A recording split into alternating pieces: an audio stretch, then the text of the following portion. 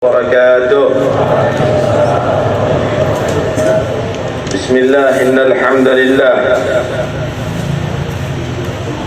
والصلاة والسلام على رسول الله سيدنا مولانا محمد بن عبد الله وعلى آله وصحبه ومن والاه ولا حول ولا قوة إلا بالله. أما بعد. Para habaib, para guru, para kiai yang saya hormati, yang saya taati.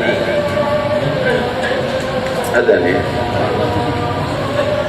Imam Al-Ghazali radhiyallahu anhu, beliau berkata, al-ilmu bila amal junun, wal amal bila ilm la yakun. Coba pikirkan ya. Ilmu tanpa amal itu adalah satu bentuk kegilaan. Amal tanpa ilmu itu tidak akan mungkin terjadi, tidak akan bisa terjadi. Saudara, orang yang berakal itu adalah yang mengamalkan ilmu. Ilmu yang membuat dia semakin taat dan takut dan takwa kepada Allah. Kalau ilmunya banyak tapi tidak diamalkan, itu adalah satu kebodohan atau satu kegilaan. Orang kalau gila beneran, pegang aliran listrik, kabel aliran listrik dipegang mati, wajar.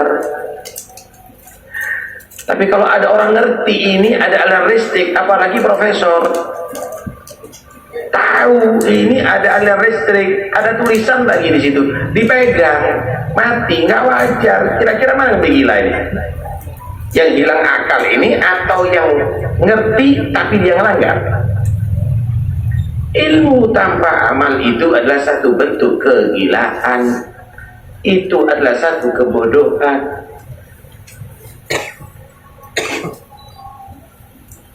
Karena itu dikatakan, ya ibna Adam ati' rabbak tusamma ajila wala ta'sihi fatusamma jahila.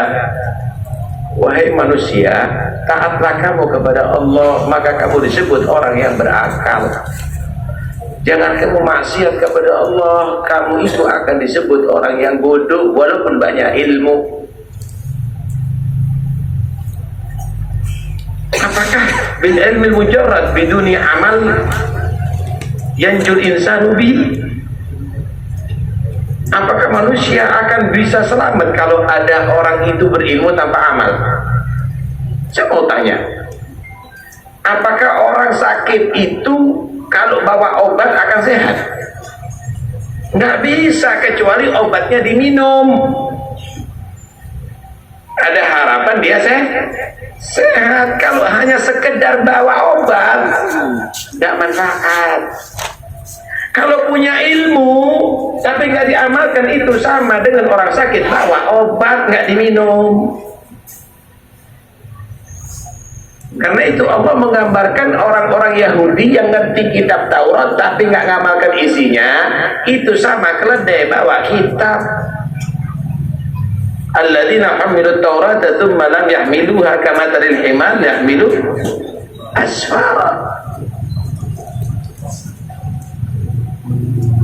Ada orang misalnya hidup ada di hutan, bawa pedang yang sangat tajam, kemudian bawa tombak, panah, semua macam-macam aslihah, semua macam-macam senjata dibawa. Kemudian dia diserang oleh seekor singa yang lapar. Apakah manfaat hanya sekedar membawa pedang tanpa disebetkan, tanpa dipukulkan kepada singa akan melindungi dia dari singa? Nggak mungkin dong.